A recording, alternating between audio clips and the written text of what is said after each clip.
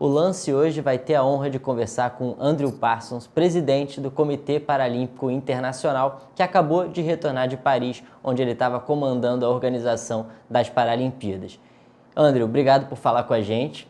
E eu queria começar justamente te perguntando como é que está a sua cabeça, a sensação de voltar agora desse evento tão grande, né, que você passa 4 anos aí organizando, pensando, e queria saber se cumpriu todas as suas expectativas em termos de repercussão, da organização, enfim. Bom dia, é um prazer falar com vocês. Acabei de voltar de Paris e realmente foram os jogos mais espetaculares da história, né? Foi uma sensação incrível ver tudo que aconteceu em Paris, não só dentro do Field of Play, né? Não só o esporte paralímpico mais forte do que nunca, mas também é, todo aquele clima nas instalações, quer dizer, cheias, 2,5 milhões de ingressos vendidos, a atmosfera dentro das instalações foi incrível. Paris realmente abraçou o esporte paralímpico e, na verdade, são 7 anos, né, de preparação, né? Paris recebeu os jogos, o direito de receber os jogos em 2017.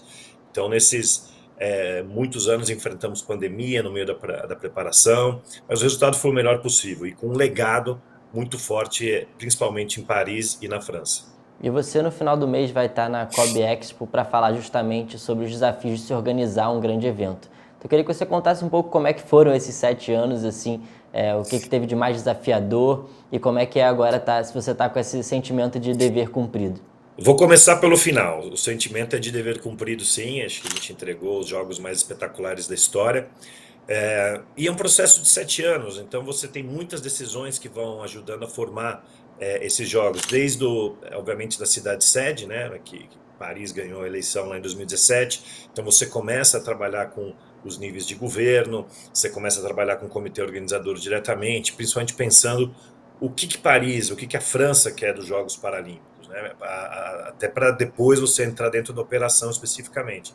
Então, com esse conceito maior dos jogos, né, e Paris trouxe isso, jogos com muitas novidades, cerimônia de abertura fora do estádio pela primeira vez, a primeira vez que uma logo é a mesma do Olímpico e do Paralímpico, uma série de inovações, ao mesmo tempo em que o Comitê Olímpico Internacional e o Comitê Paralímpico Internacional estão no movimento de optimização dos recursos dos jogos, ou seja, tentar fazer com que os jogos sejam custem menos para os comitês organizadores e para os governos locais. Então, por exemplo, não houve um parque olímpico, né, ou um parque paralímpico nesses jogos, né? As instalações, na sua imensa maioria, eram instalações ou temporárias ou instalações que já existiam. Somente uma foi construída para os jogos, né?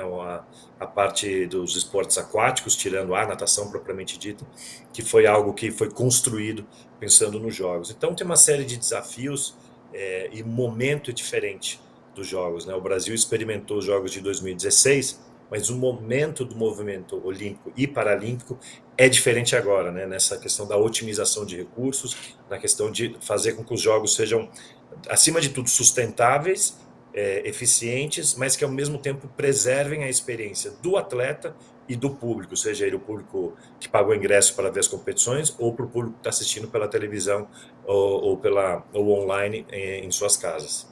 E Andrew, como é que é essa integração do Comitê Paralímpico e do Comitê Olímpico na organização, né? As Olimpíadas acontecem primeiro, claro que muita coisa da estrutura é em comum, mas também imagino que tenham grandes diferenças. E como é que vocês fazem para alinhar isso conjuntamente?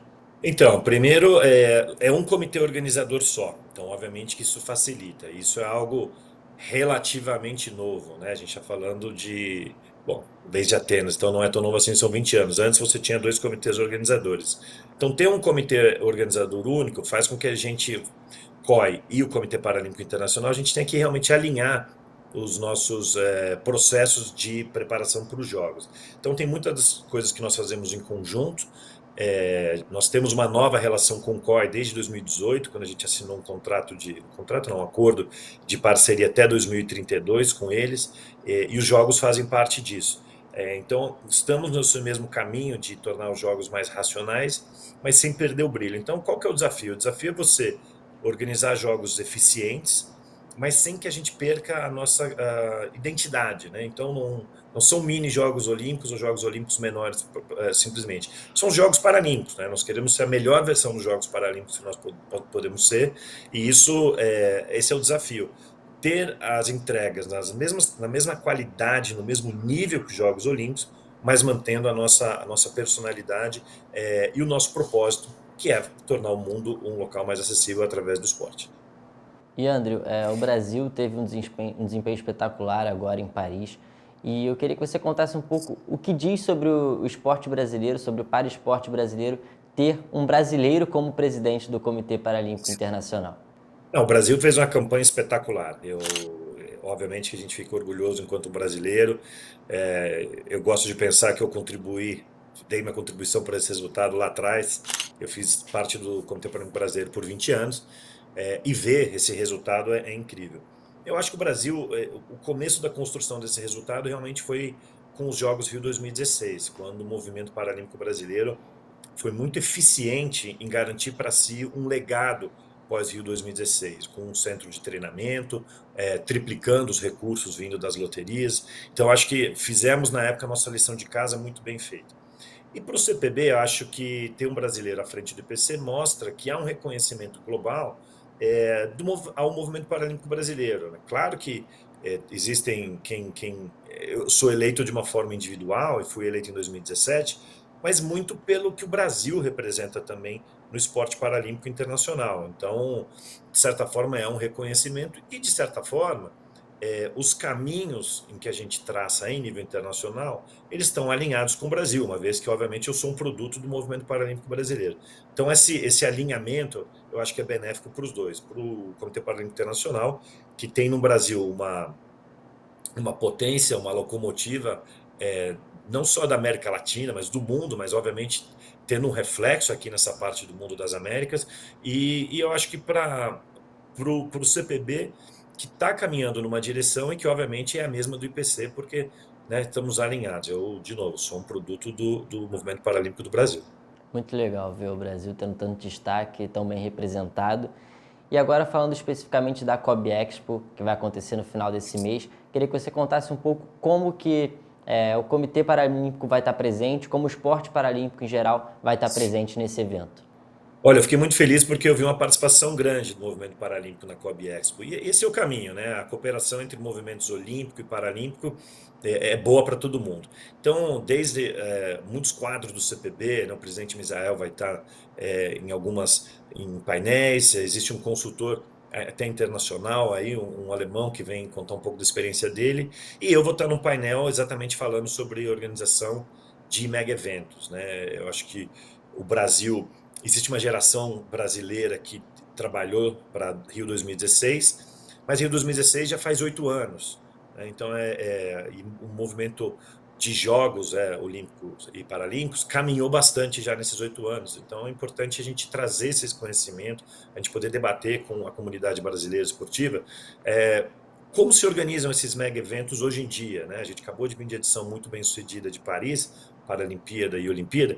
Então, como se organiza e mais, o que você quer, né? Qual que é a estratégia, como você utiliza os jogos para alcançar alguns dos seus objetivos estratégicos. Então, vai ter um pouquinho aí de operação, muito de planejamento e muito de estratégia, que é fundamental, né? O que você quer quando você traz esses eventos para o seu país e o que fica de conhecimento, de legado, o que é legado após realizar uma edição de jogos assim do seu país. E para aqueles profissionais que querem trabalhar nos Jogos Olímpicos, Paralímpicos ou outros mega eventos esportivos, a gente vai conversar um pouco sobre o contexto, sobre exatamente como funciona esse movimento todo de mega eventos dentro do esporte, dentro da estrutura internacional do esporte.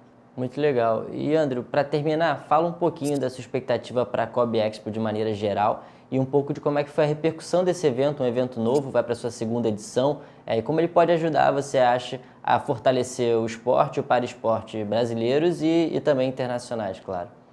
Primeiro, eu acho uma iniciativa incrível, né? Organizar a COB Expo foi um passo muito importante dado pelo COB.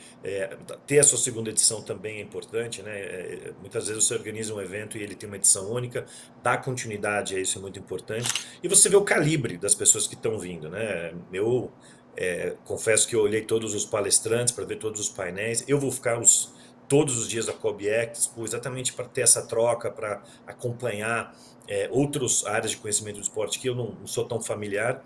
Então, a minha expectativa é a mais alta possível, de trocar com quem estiver presente ali, quer dizer, seja nos painéis, digamos assim, programação oficial, mas também nas conversas, nos bate-papos ali ao redor da programação oficial, que são muito ricos, fazendo contatos, aprendendo também, né? A gente não só tem a ensinar, a gente tem muito a aprender. Então, eu vou ficar todos os dias lá, estou contando aí os dias, porque acho que vai ser um momento muito importante, principalmente depois de Paris 24, de trazer todo esse conhecimento e debater com quem é top no Brasil em todas as áreas do esporte, com a comunidade esportiva, com aqueles futuros profissionais que querem aprender, quem quer se reciclar, ou quem já está aí há muito tempo no mercado e quer trazer, né, ganhar um pouco mais de conhecimento em algumas áreas que não são a sua área específica de atuação. Então, eu estou muito ansioso e com muita vontade de estar em São Paulo o quanto antes.